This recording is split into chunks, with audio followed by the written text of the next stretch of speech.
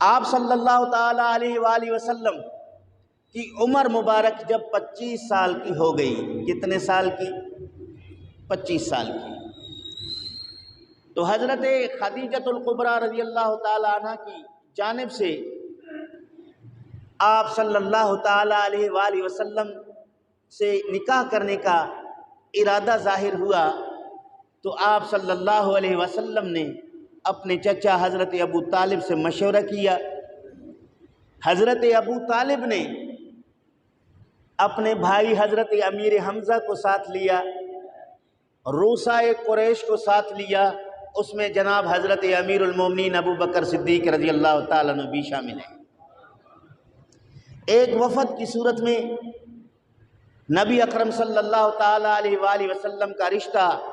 حضرت ام المومنین خدیجۃ الکبریٰ رضی اللہ تعالیٰ عنہ کے گھر لے کر چلا گیا۔ اس وقت حضرت خدیجہ رضی اللہ تعالیٰ عنہ کی کفالت اور آپ کے ولایت کے فرائض آپ کے چچا زاد بھائی ورقہ بن نوفل اور آپ کے چچا حضرت عمر بن اسد جو ہے یہ انہوں نے ان کی طرف سے شادی کے معاملات کو طے کرنے کے لیے بیٹھے تھے۔ رسول اکرم صلی اللہ تعالیٰ علیہ وآلہ وسلم کا یہ رشتہ جب انہیں پیش کیا گیا تو انہوں نے خوشی خوشی قبول کر لیا۔ حضرت ابو طالب نے خطبہ ارشاد فرمایا، خطبے میں اللہ رب العالمین کی تعریف حمد و ثنا بیان کی۔ اللہ رب العالمین کے حمد و ثنا بیان کرنے کے بعد ابو طالب نے روسائے قریش اور اس مجمع سے مخاطب ہو کر کہا کہ یہ محمد صلی اللہ علیہ وسلم میرے بھتیجے ہیں، اگر میرے بھتیجے کو قریش کے تمام جوانوں کے ساتھ وزن کر دیا جائے تو میرا بھتیجا ان سے بھاری نکلے گا، شان میں، شرافت میں، امانت میں، دیانت میں، اخلاق میں، حسن اور خوبی میں، گفتار اور کردار میں، ہر لحاظ سے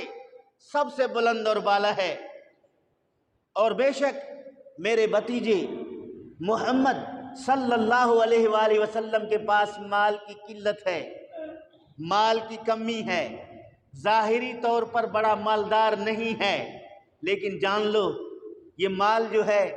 زائل ہونے والے سایہ کی مثل ہے کہ سایہ جب تک دھوپ ہے سایہ ہے، دھوپ کے غروب، سورج کے غروب ہونے کے بعد سایہ ختم ہو جاتا ہے۔ جب تک انسان زندہ ہے اس مال سے اس کو فائدہ ملتا رہتا ہے، جب وہ وفات پا جائے تو وہ مال اس کے کسی کام کا نہیں ہے۔ تو مثال دیا کہ مال کی مثال اس سائے کی طرح ہے جو زائل ہونے والا ہے، اور اللہ رب العالمین نے میرے بھتیجے محمد صلی اللہ علیہ وآلہ وسلم کو عظمت عطا فرمایا ہے، بلندی اور مقام عطا فرمایا ہے، ان کی شان بہت بلند اور اعلیٰ ہے، تا قیامت حضرت محمد مصطفیٰ صلی اللہ علیہ وآلہ وسلم کے شرافت کے ڈنکے بجیں گے۔ ساتھ میں یہ کہا کہ ہم حضرت ابراہیم علیہ السلام کی اولاد ہیں،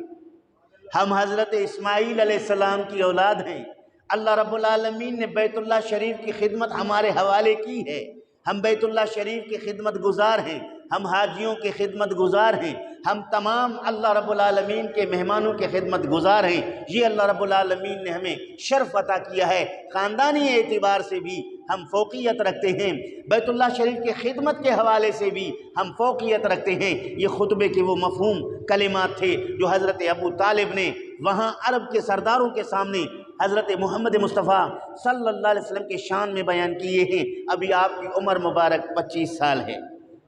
ابھی آپ نے نبوت کا اعلان نہیں کیا ہے، ابھی آپ پر وحی کا نزول نہیں ہوا ہے، اس سے پہلے آپ کے شان اور شوکت، آپ کے خطبے عرب کے روسا، قریش اور خطیب بیان کرتے ہیں، چونکہ آگے چل کر ان کو اللہ رب العالمین نے عالمین کے لیے رحمت بنا کر بھیجنا ہے، ان کو اللہ رب العالمین نے صاحب کتاب بنا کر بھیجنا ہے، ان کو اللہ رب العالمین نے ہادی کل کائنات بنا کر بھیجنا ہے۔ تو محمد مصطفیٰ صلی اللہ علیہ وسلم کے عملی نمونہ نے ثابت کر دیا کہ حقانیت کیا ہے، صداقت کیا ہے، سچائی کیا ہے۔ یہی وجہ ہے جب رسول کریم صلی اللہ تعالیٰ علیہ وآلہ وسلم نے نبوت کا دعویٰ کیا، جب محمد کریم صلی اللہ علیہ وسلم نے اللہ رب العالمین کی وحدانیت کا درس دیا، اس وقت محمد کریم صلی اللہ علیہ وسلم نے اپنے نبوت کے لیے جو دلائل پیش کیے ہیں وہ اپنی شخصیت کو پیش کیا ہے، اپنی ذات کو پیش کیا ہے، اپنی ذات کے متعلق لوگوں سے سوال کیا ہے کہ آپ مجھے اچھی طرح سے جانتے ہو، عرب کے چھوٹے بڑے بوڑھے جوان سب آپ کو صادق اور امین کہتے ہیں، آپ کے صادق اور امین کا اعلان کرتے ہیں۔ تو نبی کریم صلی اللہ تعالی علیہ وآلہ وسلم کی شخصیت جو ہے یہ ایک بہت بڑی دلیل اور بہت بڑا ثبوت تھا کہ آپ اللہ کے نبی ہیں اور آپ اللہ کے رسول ہیں۔